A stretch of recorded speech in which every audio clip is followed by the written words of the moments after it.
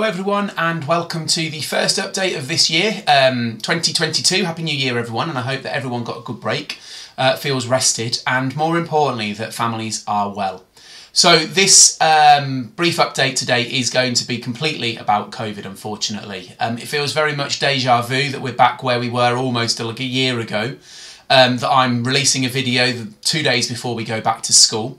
But I just wanted to explain where we're up to, what's happening, what the new guidance are, and what it might look like over the next few weeks at school. So, as I am sure you are aware, the government announced yesterday evening at 10:30 on a Sunday evening, which was brilliant of them, or a Saturday evening, that face masks are to be reintroduced into the classrooms at secondary school. Now, we've already worn face masks since September in the corridors, and many students are wearing in the classrooms already. So this is just an extra step for us in there. It also talks about ventilation. So we, as always, we've got CO2 monitors in classrooms, which means that we can keep an eye on the ventilation within there. We've got air filtration systems in classrooms as well. We bought those last year to make sure that that is running. And obviously we will keep the windows and the doors open as much as we can. That does mean that over the next few weeks it could be quite cold. So again, we will allow students to wear coats in school where it's quite cold. We'll be keeping the windows and doors open, and we will be expecting masks in. So please support us with that. Please make sure your children have got masks when they come to school. We do have a certain supply, but they will run out. And please make sure that everyone is wearing them as much as we can, so we don't have to keep on reminding children to put them on in the classrooms. So they're the key things that are happening in school at secondary. And next I'm going to talk about the new rules to testing, to isolation, and to all of the different things that's happening. So, obviously with the Omicron variant, things have changed slightly. So the first message is please, please, please, if you're eligible to get vaccinated, get your booster, get double jabbed, get single jabbed if you haven't had any. Please, it's the best way we can keep safe. The vaccine rates in the local community is still quite low compared with nationally, and it makes me so sad when I hear about families who have suffered bereavements over the last 2 years as a result of COVID. So please do, that's the best way we can keep each other safe.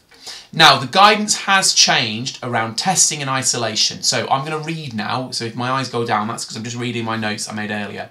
So we are going to be testing as many children as possible the first week back with those of the consent that we have for those students. Obviously, we won't be testing anybody without consent. But every child over 12 now is eligible for vaccine. So please make sure that you see your GP to get a vaccine if you're able to. That's really, really important for children. So what happens is that if anybody's showing symptoms in your household, they've got to take an LFT. On the positive LFT, then please make sure you get a PCR. Now, this is a challenge because we know that PCR tests are in short supply, but we do have LFT tests in school that we're more than happy to give out when we get back to school. Now, the first 7 days, you still have to isolate as normal if you test positive. So if you're symptomatic, take a PCR, wait for the results on that until you come back to school, and then wait. And then on a positive test, you still have to isolate for 7 days. Now, what's changed is you can come out of isolation early if on day 6 of isolation and day 7 of isolation, you take an LFT that is negative. So if on day 6 of isolation you take an LFT, it's a negative, and day 7 it's negative, your children can come back to school. All right? If you're not testing, you have to then isolate for the full 10 days before they can come back to school. So you take a test. On a positive test, you have to isolate. On day 6 of isolation, you can take an LFT. On day 7, you can take another LFT, and then you can come back to school on 2 negative LFTs.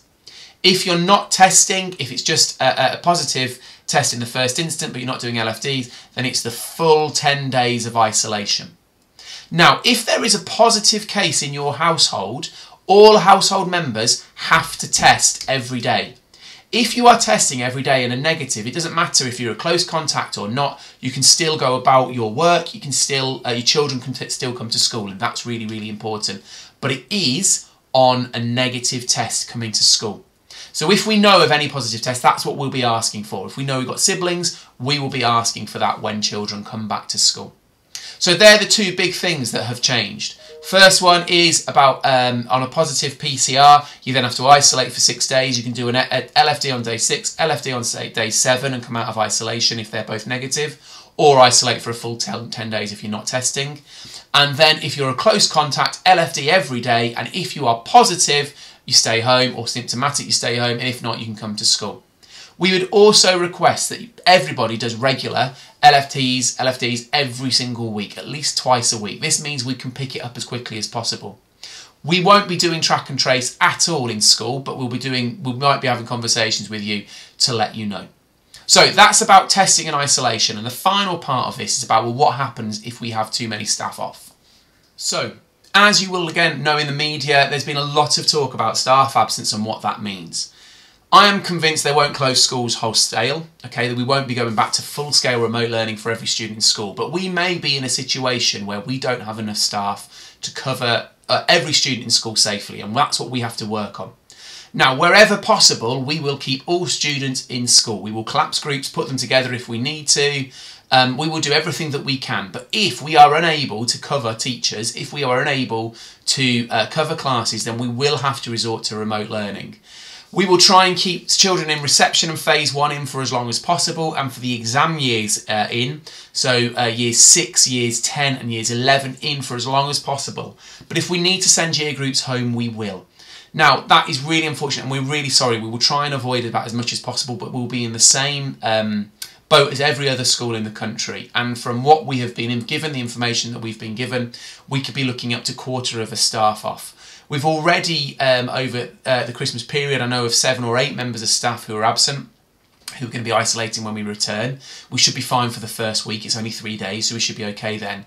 And we will let you know as much as we can. We'll text, and we'll also do a video, and we'll also do a letter explaining what's going to happen.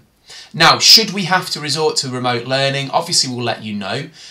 We will make sure the best we can that everybody's got IT access, and we'll be following the same process as we did previously, where there'll be a remote element during a week, there'll be a feedback session during a week for secondary, and then there'll be some remote learning as well. So it's not completely reliant on a laptop. We will also, wherever possible, have key worker provision for those families as well in dire needs of that, and those children in need. But obviously we'll talk to families about that if and when we need to close the school and shut any year groups, sorry, I should say. Now, as I say, that should be the last resort. I really don't want to be doing that, but I just wanted to flag up with you and be completely upfront now that if we need to, we will do that to make sure that we can run as many children in school as possible, and we'll make sure that no one year group is overly hit than any other year group. So that may be cover teachers and what have you. So, but we'll keep in contact with you all the way through. So finally, really, it's just about making sure that we're all as safe as possible. We're doing everything we can in school. We've got all of these mitigations in place. We've got all of these, the air ventilation, the CO2 monitors. We've already purchased those, the hand washing, the one-way system. The face masks are really important. So all of your support with this is possible. It's never easy. We know that. We've been here before. And we know that showing kindness to each other and understanding is the most important thing we can do. If you are worried about anything, then please contact the phase leader of your children. So phase 1 is Sarah Halstead, phase 2 is Mr. Adams, phase 3 is Mr. Deacon, Mrs. Burns, phase 4 is Miss Cosett Shaw, and phase 5 is Ms. Hawkins. Please do contact them if you've got any real concerns, or a student manager, or anybody in school, and we'll do the best we can to support. You know that that's what we will do. We'll continue to do it. We've done it since day 1 of the pandemic. We will continue to do it well afterwards, and we'll keep as many people, and we'll try and keep as safe as possible as we can together. Thanks very much, everyone. I will speak to you later on in the week. Take care, Happy New Year, and I look forward to seeing all of your children soon.